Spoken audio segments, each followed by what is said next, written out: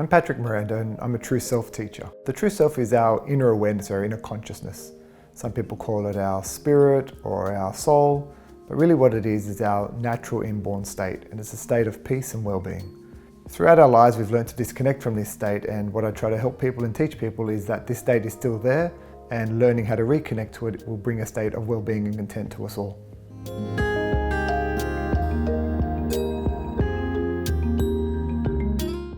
So the true self is our inner state of peace. It's our inner awareness, our inner noticer, I guess we can say.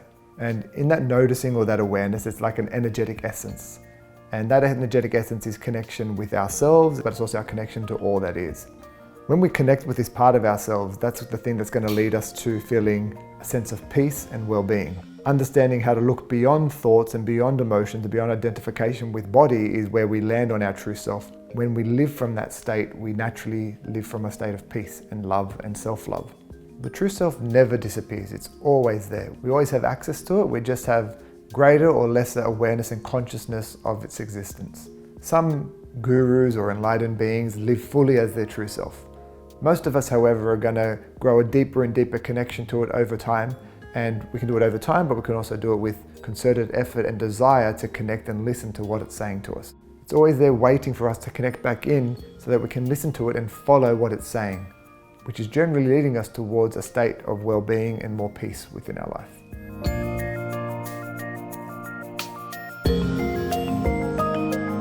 Someone who's aligned with their true self will generally be someone who's mostly at peace, who's generally quite content, not necessarily very triggered by things that are happening in their life. They're usually quite caring, compassionate, can be quite loving. This doesn't always mean it's going to be reflected outwards. Someone who's following their true self might not fit into the norm. They might do things that they feel compelled to do, not necessarily that fit in the range of what's expected by society. But then again, they could do exactly the same things that's expected by society.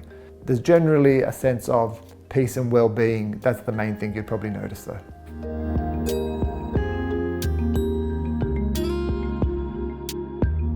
The way we disconnect with our true self is usually revolving around what perceptions we hold. Perceptions that usually make us feel bad or feel more unpleasant generally are less aligned with our true self. Perceptions that make us feel better, happier, more content, more pleasant, they're generally perceptions that are aligned or more closely aligned with our true self. So the more content and at peace we feel, the more aligned our perceptions with our true self are. And the less peace we feel, the more unpleasant we feel, a good majority of the time that really indicates that we're less aligned with our true self.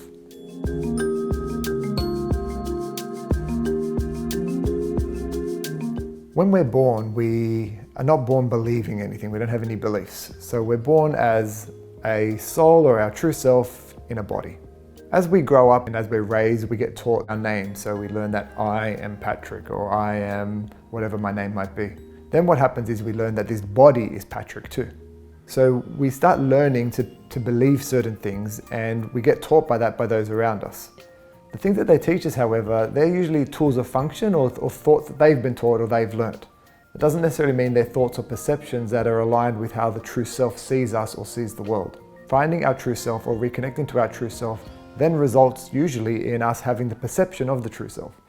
So we can then align more with those perceptions, which are generally going to bring us more a state of well-being, peace, and inner content.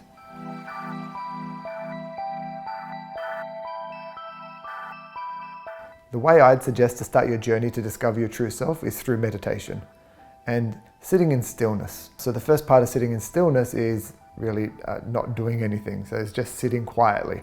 And when we sit quietly, what we can do is we can notice our thoughts, we can notice our feelings, we can notice all the things that are happening around us.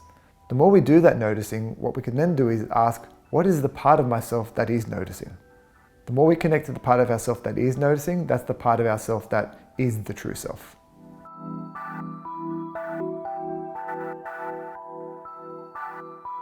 Aligned action is when we listen to the true self and we follow what the true self is trying to motivate us to do.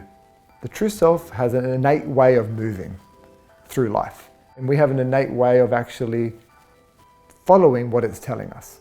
When we follow what it's telling us, that's what we call aligned action. When we follow maybe our conditioning, so what our mind is saying, or when we follow our responses to our emotions, That can sometimes be aligned action, but it's not always aligned action. So aligned action is action that's motivated by the true self.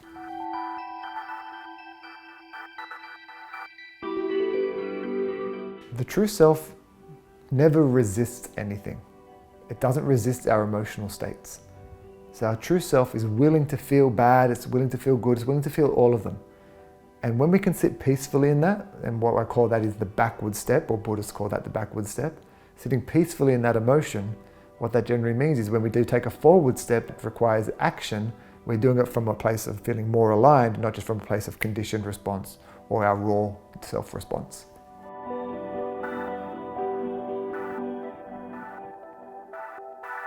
When we're born as awareness in a body, and then what happens is we're born as what I call our raw self. Our raw self is our temperament, our personality, our genetic makeup and biological makeup. And that will have a tendency to make us behave in certain ways. As we grow and we live life and experience life, we then get conditioned by the world around us. We get conditioned to try to usually avoid bad feelings and get more pleasant feelings. And what I call that is our conditioned self. So most of us are functioning somewhere between our raw self and our conditioned self at any given moment. What we'd like to do is reconnect even deeper than that, is look at our true self, because our true self is aware of those parts of us. And when it's aware of those parts of us, it can decide whether to utilize those parts of us to help us at any given moment, or to put them aside and live from our point of truth at any given moment.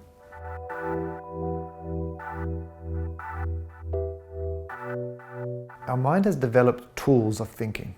And so our mind has developed tools of thinking in order for us to survive, make life easier, to problem solve. And so our mind is really, really good at solving things, preparing for things, planning for things, predicting things. It's really good at using information to try to find the best way to help us move forward. This is our conditioned mind. We've learnt all these things. Sometimes the problem with this conditioning is that we get lost in it. So in a sense, we always look to it and we get stuck in those thinking patterns. And our goal is to recognize that we're not actually doing the thinking. Our mind's doing the thinking on its own. It's thinking based on the habits it learned. Our job is to notice what it's doing, see if it's useful for us as a tool or function, and if it is, using it, it's great. But if it's not useful, being aware of it, to just let it go and then live from our point of truth, which is always about being present right here, right now.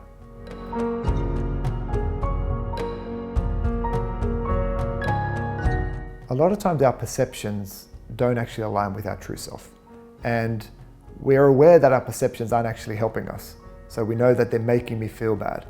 And we usually do one of two things when our perceptions make us feel bad. We either keep going with them, or we try to change them to be more positive or more aligned to our truth.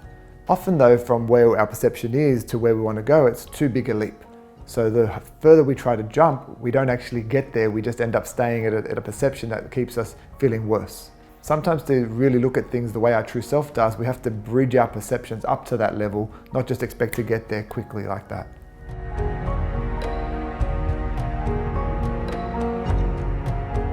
Emotions are energetic impulses within our body. And what those energetic impulses do is they create different sensations in our body, some of them pleasant, some of them unpleasant. Often what we do is call them good or bad. I like to call them pleasant or unpleasant. So we have these emotions, and what they're designed to do is they're designed to motivate action. Different emotions are designed to motivate different forms of action. So sadness is designed to motivate us to slow down. It's designed to motivate us to stop, to think, to reflect. Sadness is also designed to motivate us towards choosing something that makes us happier. Whereas guilt is designed to make us reflect upon how we'd like to behave. Disappointment is designed to reflect upon what we'd like to do differently next time. Each emotion is designed for a different action, and our job is to discern what the emotion is so we know whether that action is aligned with our true self or not our true self, or through our conditioning.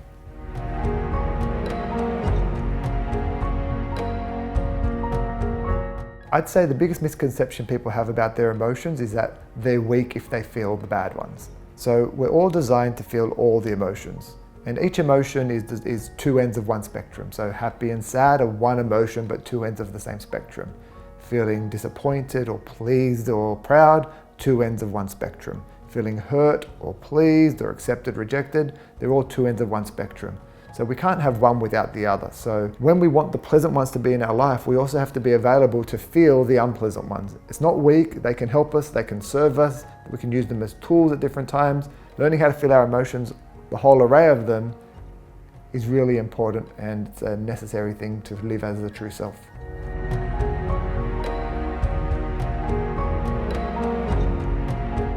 Emotions can be our entry point to our true self. When we're feeling bad, that can often tell us that how we're perceiving is disconnected from how we truly see things, how our truth sees things, how our soul sees things. So when we feel bad, that's a real great opportunity that we can have to look at what are we thinking and how are we relating in this situation that's disconnected from our truth. We can make another choice to reconnect to our truth and follow the action of our true self.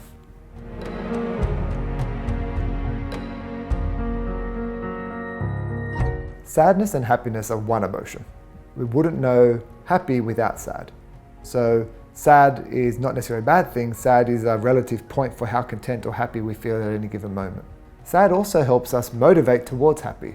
So if I'm sad in my job, then that might actually help motivate me to change my job. But without the sadness, I'd have no impetus to change anything. Sad is also designed to help us grieve away pain. So when we can sit with sadness, it dulls our system and it slows us right down. And that slowing down is designed to reflect, to sit in the pain. And when we sit with that pain, that's releasing the pain. So when we sit with that sadness, that's releasing the pain. So the more we can do that, the more we're releasing the baggage so that we can move forward and find more happiness as we do that.